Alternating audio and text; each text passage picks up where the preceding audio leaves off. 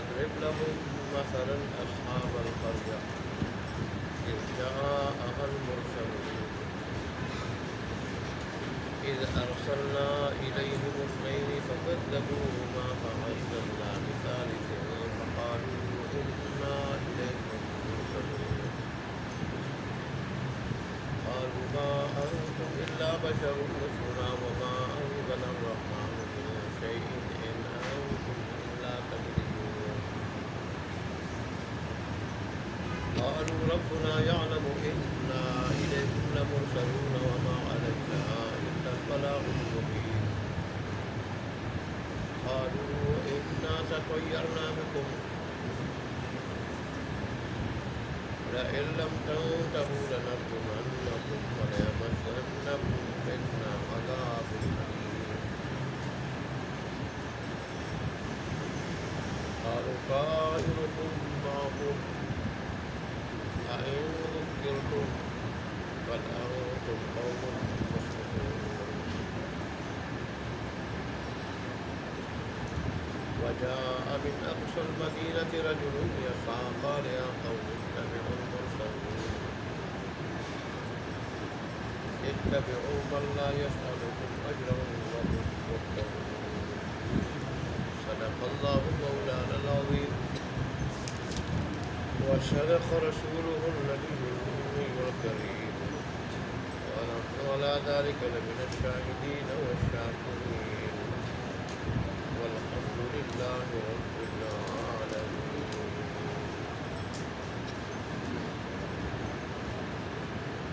گزشتہ آیات میں اللہ تبارک و تعالیٰ نے قرآن مجید کی حقانیت و صداقت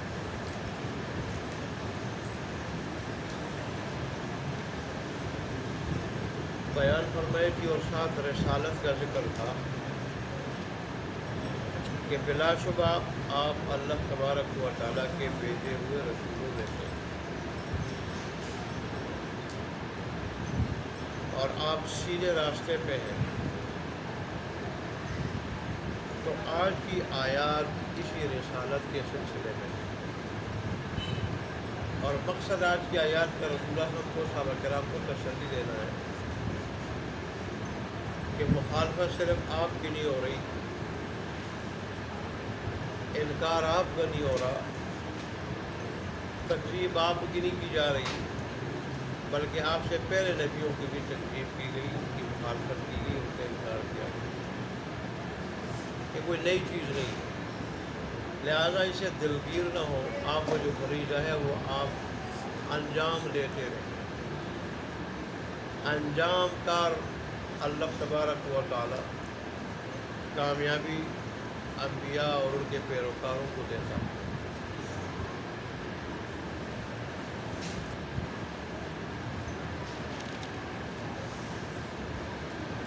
تو اللہ تبارک و تعالی نے فرمایا کہ آپ ان کے سامنے بستی والوں کی مثال اور قصہ بیان کیجیے.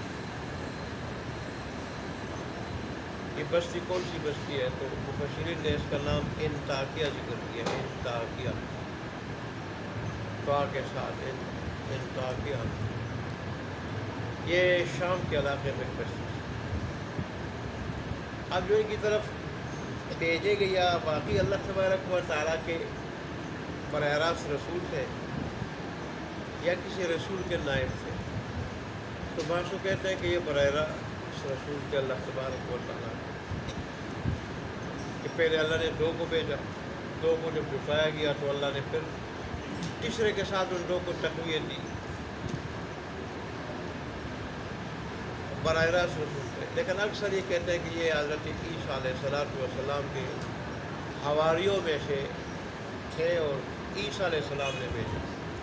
اور اللہ تبارک و تعالیٰ نے اپنی طرف اس کی نسبت اس لیے فرمائی کہ یہ اللہ تبارک و تعالیٰ کے ایک بھیجے ہوئے نبی کے بھیجے ہوئے تھے، اس لیے اللہ تبارک و تعالیٰ نے ان کی نسبت اپنی طرف فرمائی. یہ بستی تھی، اس کو ابتداءً تو اسکندر اعظم نے آباد کی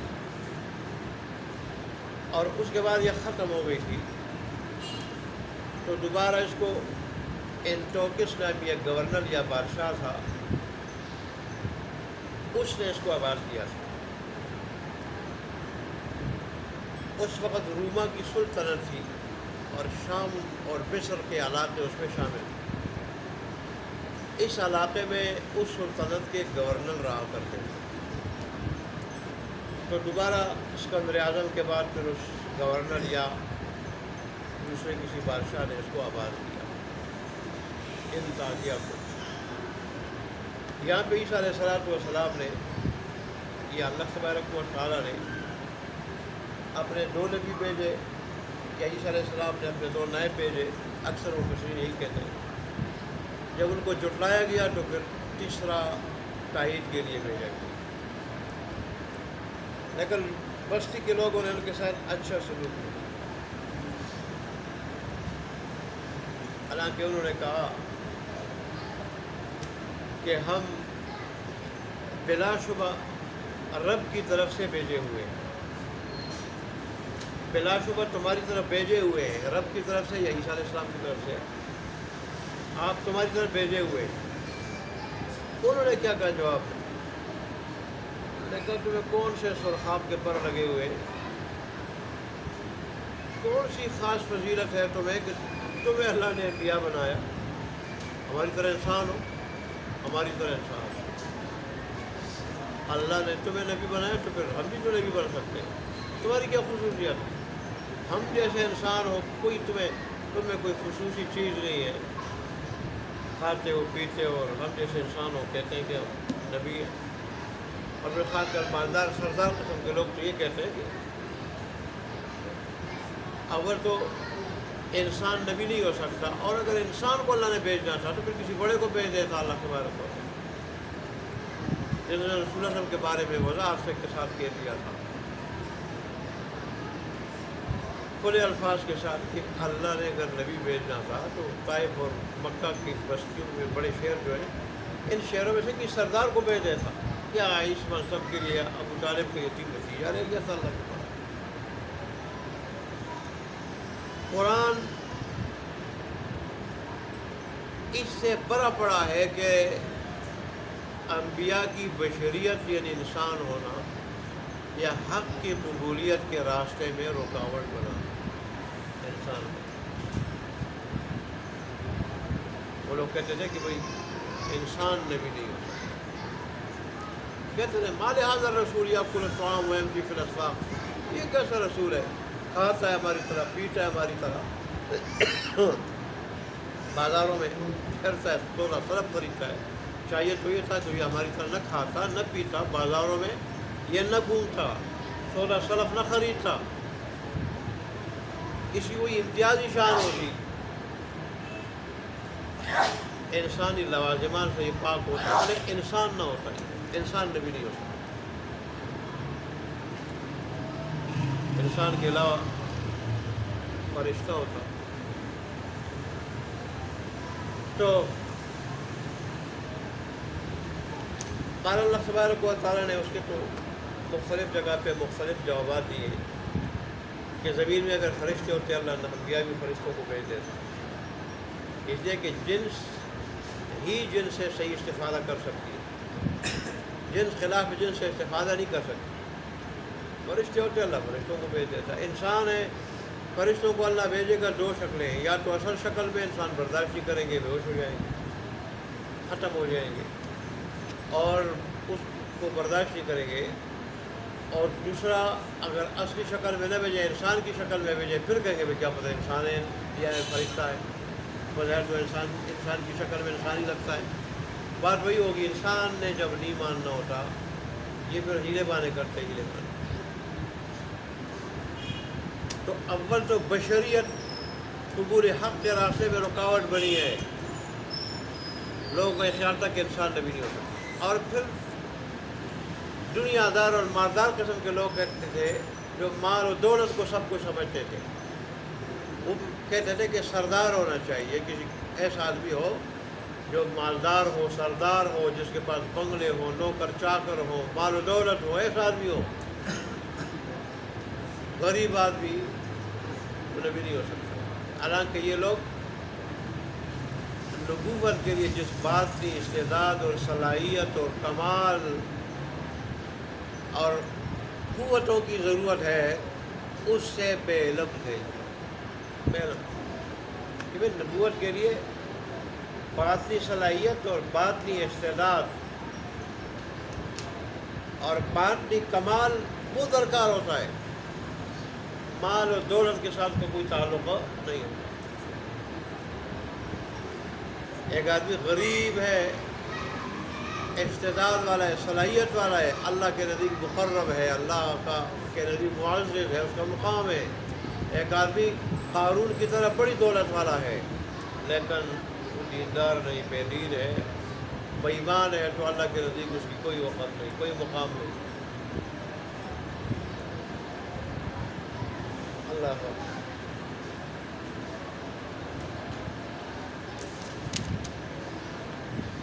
تو بہرحال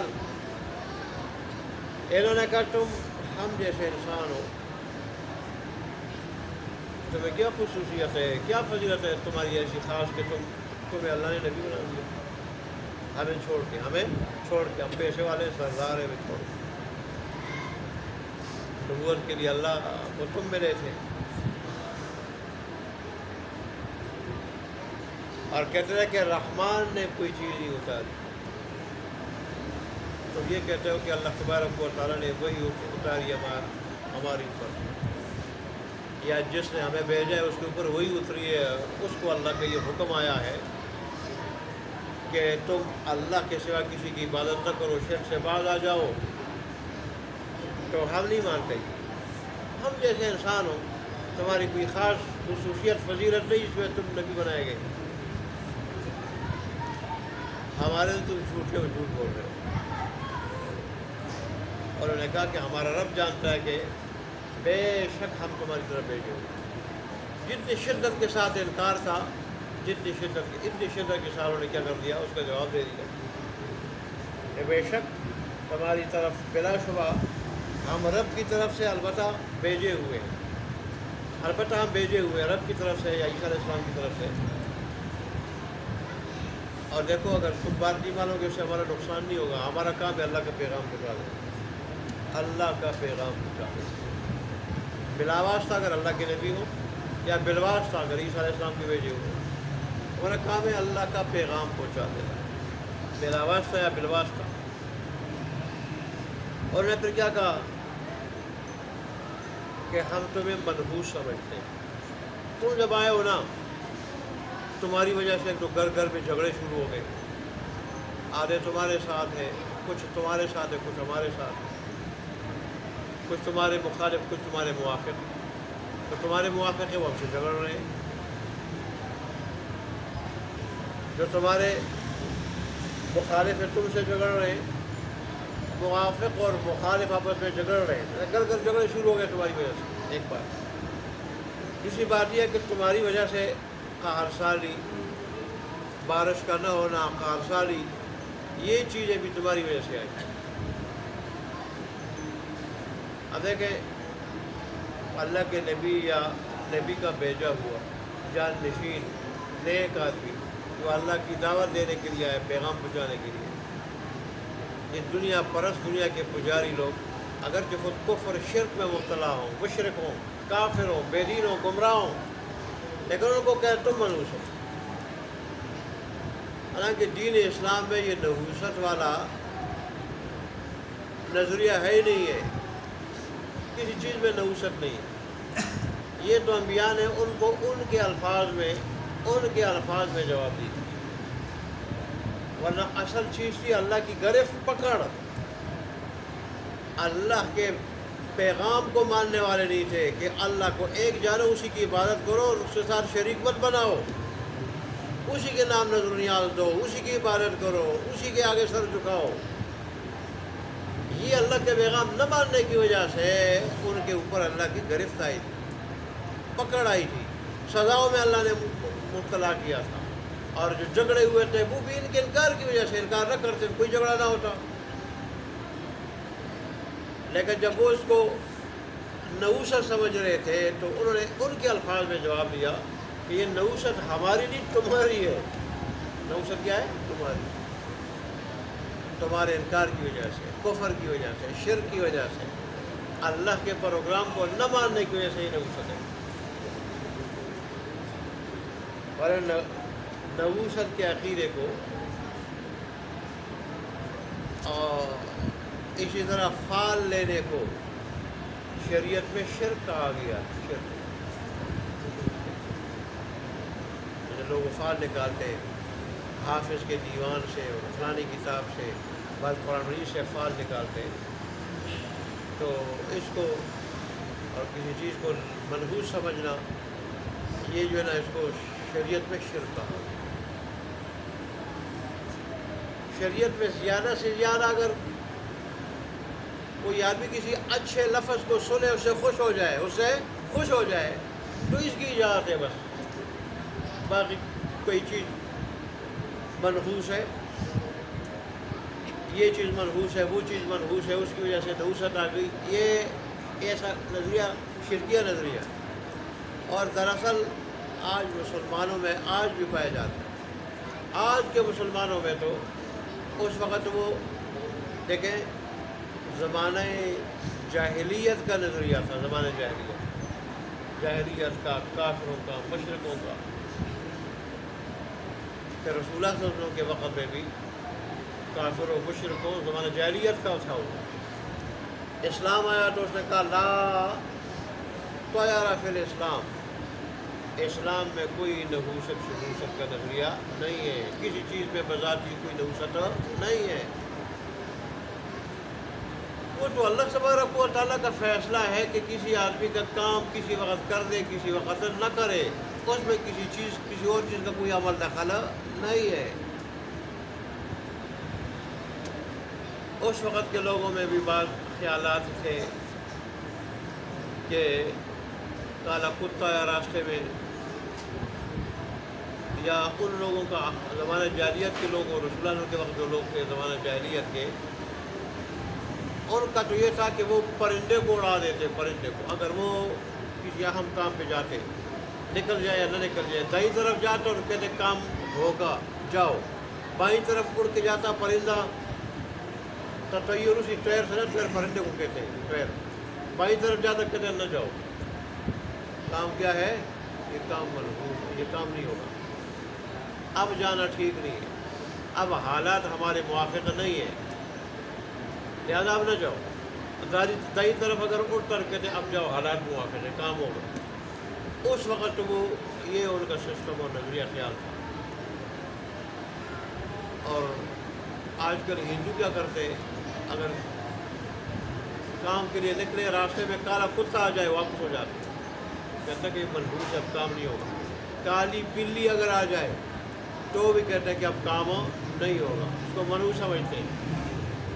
ایسے الو اور کوا اگر بولے تو کہتے ہیں کہ جس گھر پہ بیٹھے بول رہے یہ گھر ویران ہوگا. گھر کیا ہوگا، ویران ہوگا، یہ جگہ ویران ہوگی. ان کا بولنا منحوس ہے، کوئی نقصان ہوگا، بری خبر آئے گی. ایسے ہی وہ عورت کو ہی منحوس سمجھتے تھے. جاتے ہوئے راستے میں عورت آتی تو واپس ہو جاتی. اور یہی چیزیں مسلمانوں میں پائی جاتی ہیں. گویا ہندوؤں کی سوچ لی ہے مسلمانوں نے. مصیبت تو یہی، افسوس ہے، یہ اپنی کوئی سوچ اسلام کی مسلمان کو نہ دے سکے، اور غیروں کی سوچ لے لی، غیروں کی رسمیں لے لی. شادی کے موقع پر مہندی کی رسم، یہ بارات کی رسم، صحرا بندی یہ ہندوؤں کی رسم. فوتگی کے وقت تیجا، ساتواں، اور اچھے خاصے لوگ بہت سارے ایسے ہیں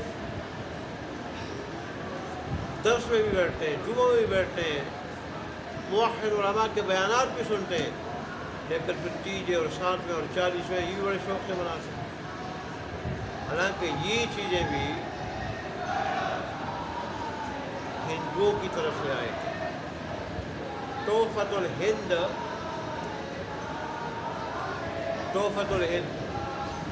یہ ایک عالم نے کتاب لکھی تھی، اور اس میں انہوں نے یہ لکھا تھا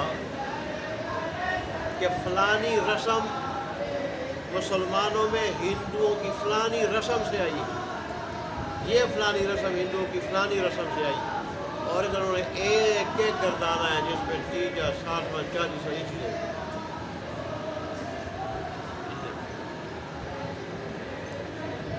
तोहफतुल इल्म किताब, लेकिन आज मुसलमान वो शादी के मौके पर खुदा की किताब की कोई चीज़ तो है नहीं मुसलमान। खुदा की किताब के मुताबिक शादी करे तो कहते हैं मौलवियों वाली शादी।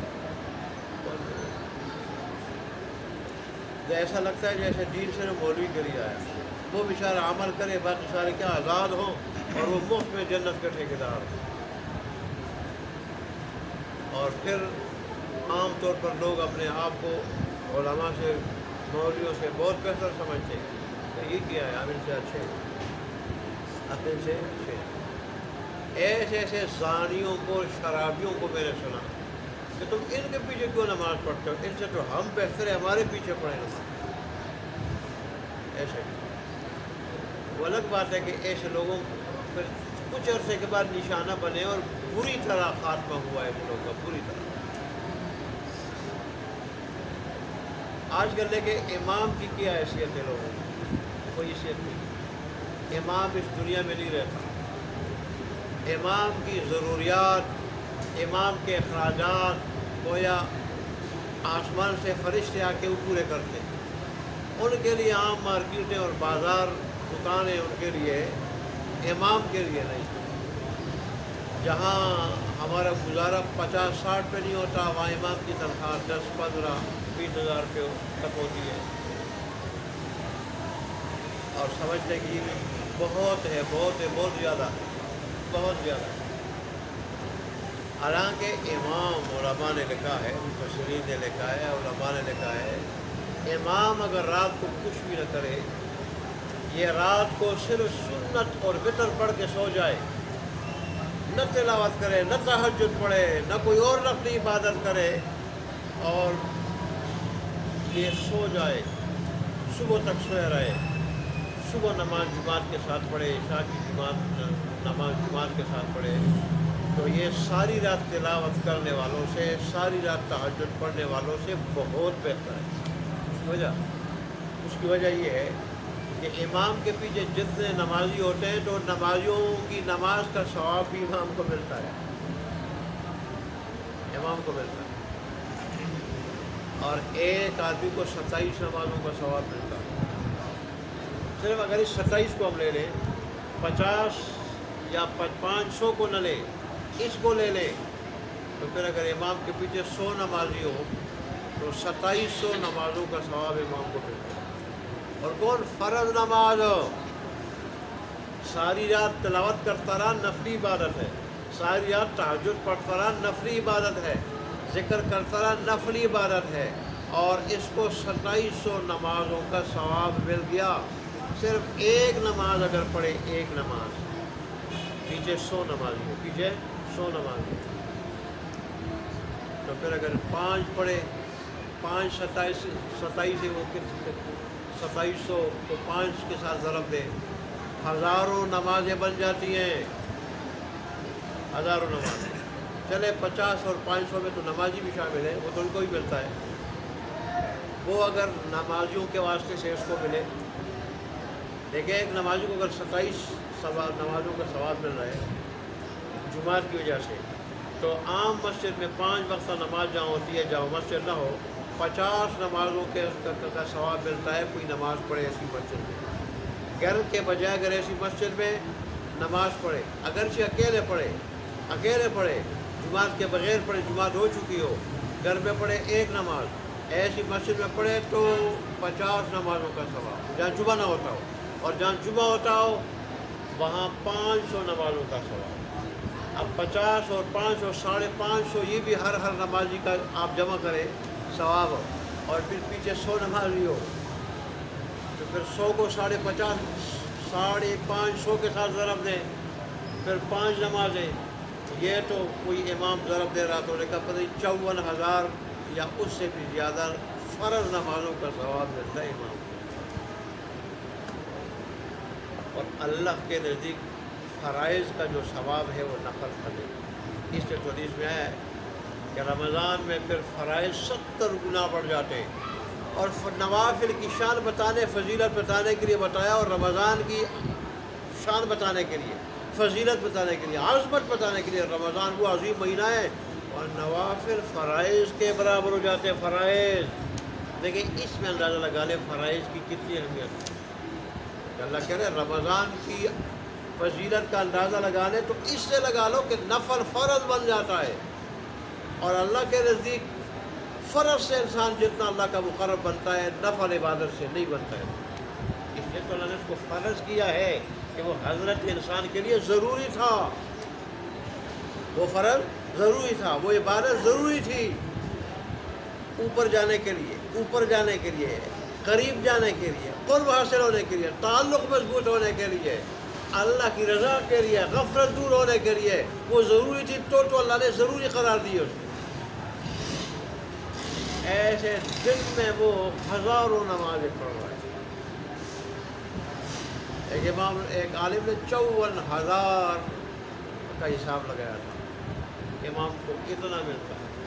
آج اگر کسی کے نزدیک وقت نہیں تو امام کے لیے اللہ ہمارے حال پہ رحم فرمائے اور ہمیں اس کی قدر کرنے کی توفیق عطا فرمائے، ہم اماموں کو قدر کرنے کی توفیق عطا فرمائے، اللہ ہمیں اخلاص نصیب فرمائے، اخلاص، اور اللہ تبارک و تعالی ہمیں متقی پرہیزگار بنائے۔ بہرحال